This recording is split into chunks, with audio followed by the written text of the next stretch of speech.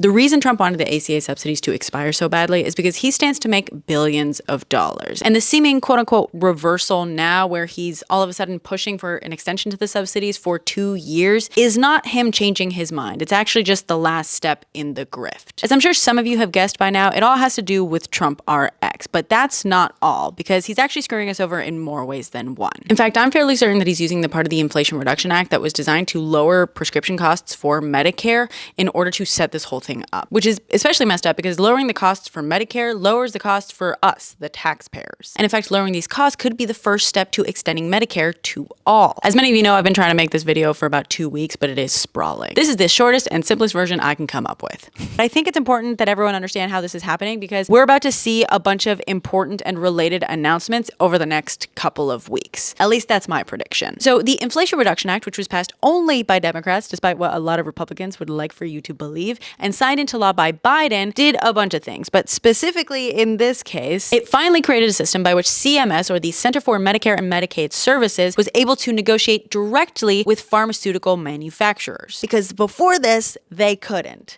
Why? Republicans. It's always Republicans. If the government can negotiate directly with pharmaceutical manufacturers, then the government can get really good prices because the government represents a lot of people. And really good prices for the government mean smaller profits for big pharma, though they still make a lot of profit. But this is how universal healthcare works around the world. In fact, it's how other parts of Medicare and Medicaid work, because the parts that they administer themselves and don't have to go through insurance companies because of Republicans, Medicare pays way lower prices for the exact same services as private insurance companies do. But Republicans like big pharma more than they like Americans, or saving money. So anyway, the IRA finally lets CMS negotiate directly with manufacturers, but it actually goes further than that. It forces manufacturers to negotiate with CMS, just a few medications at a time, and it's just the ones that Medicare spends the most money on. Technically, the companies don't have to negotiate, but it is in their best interest to do so, because if they don't, then the government can just like set a price and say, anything above this, you're gonna help subsidize. So, maybe come to the table.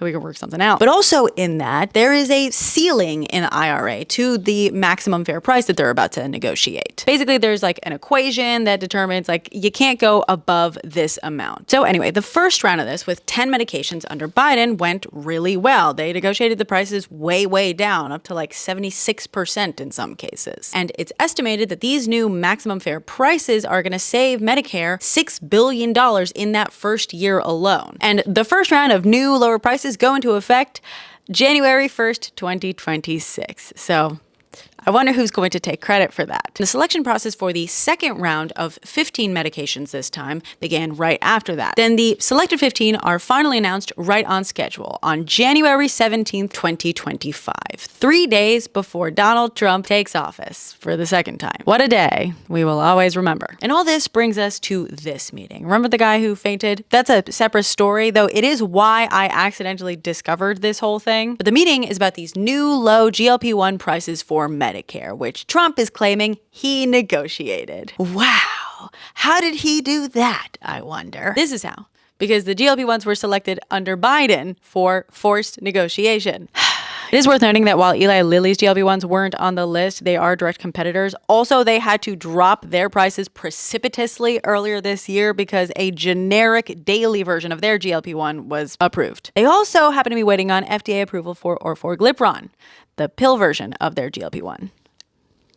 But we figured out that you can estimate a sort of upper limit to what that ceiling to the maximum fair price would have been under the IRA. We can't know exactly because it's based on non-FAMP, or the non-federal average manufacturer price, which is secret. But basically, if we look at like discount retailers, so like GoodRx, Costco, etc., they're basically delivering a lower price to consumers by avoiding the negotiations with insurance and just using the manufacturer coupons and discounts, etc., to give you a lower price. They love it because they probably would have gotten paid less when dealing with insurance. You love it because maybe even if your insurance does cover it, your deductible is super high, whatever. So we can look at those retail numbers and assume that the price that manufacturers are selling those medications at are going to be lower than that. But let's apply the equation to that retail price. The retail price for all of these except for one is basically around $350. And the number we get, fun fact, is $262.50, which just so happens to be around the $245 that he's touting as this new, incredibly negotiated price for Medicare. Long story short, he got us a bad deal. Probably the worst deal he could have gotten us. But why? Why? What's in it for him? What's always in it for him, of course. He's also bragging about the new lowered costs for all other Americans through TrumpRx. Yes, that's right. Ultimately, it appears that he is setting up a .gov version of GoodRx. There's a discount retail option now that's not covered by any insurance nor Medicare, but it is lower than the list price, which you were probably never going to pay anyway. Also kind of funny, despite him claiming that the TrumpRx price is like the lowest retail price ever, most of these are already priced at exactly this price or lower. So is he getting retailers a good deal? No. So I don't know. But to me, it kind of looks like he got Medicare a really bad deal. That's our money. And in exchange, he forced these pharma companies to make a deal with whatever this discount retailer is going to be. But Brenna, TrumpRx is a .gov website. It's a portal. They're calling it a portal, kind of like the ACA marketplace. Yes, it is a government-run website, but it's simply a portal connecting individuals to a private company on the other end that they are doing business with. The government itself is not selling you these medications. So who's on the other side? What's Trump's connection to this sort of thing? Oh, I don't know. Maybe Trump doesn't have any connection to whatever private entity is going to be making money off of this. But it is a coincidence that his son, Donald Trump Jr., does happen to sit on the board of a company called BlinkRx that does this exact thing. Just a coincidence, though, right? And you know what's funny? Another company has announced a partnership with TrumpRx, Pfizer. And you're never going to believe it, but can you guess what other company has a couple of medications on that list of 15? I've got a feeling that we're about to see a lot of announcements over the next 2 weeks involving this list of companies doing business with TrumpRx. And if all that weren't bad enough, it should be bad enough. I happen to notice that Eli Lilly mentioned a little detail in its notice to investors about this deal. Not only does it appear that these companies are going to have tariffs dropped, Eli Lilly was apparently promised as part of this agreement that it would not be subjected to any other pricing mandates, which sounds a lot like they were promised that the IRA forced negotiations would not come for them on any other medications. In other words, he might have just signed away Medicare's ability to lower any other prescription prices for one of the largest pharmaceutical companies in the world. And I'm not sure this is the only pharmaceutical company he would have made that promise to. So what does this all have to do with the ACA subsidies? Well, obviously, I hope, 22 million Americans are about to see their premiums skyrocket. The other 20 plus million that aren't even receiving subsidies are going to see their prices climb too. 15 million Americans are going to be kicked off of Medicaid, meaning millions of Americans will soon be unable to afford insurance. And many of those who can will downgrade their plans to higher deductible ones, for example, which of course result in a lot more out-of-pocket costs, meaning paying for a lot of prescription medications out of pocket. But likely all will be forced to try to save on healthcare costs in any way possible, including going to discount retailers like GoodRx, Costco, and now TrumpRx. But what about his reversal? Now he wants to extend the subsidies.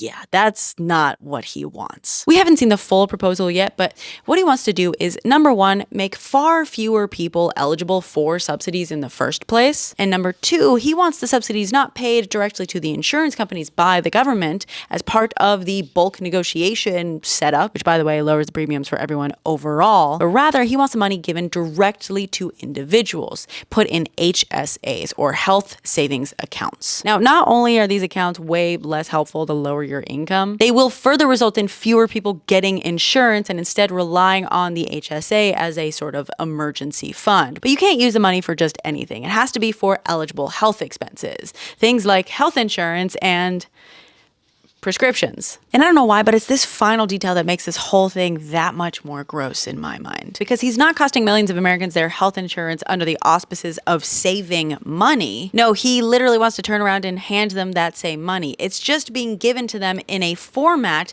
that does way, way less for them and flows way, way more freely into his pockets. Do you see how dark it is?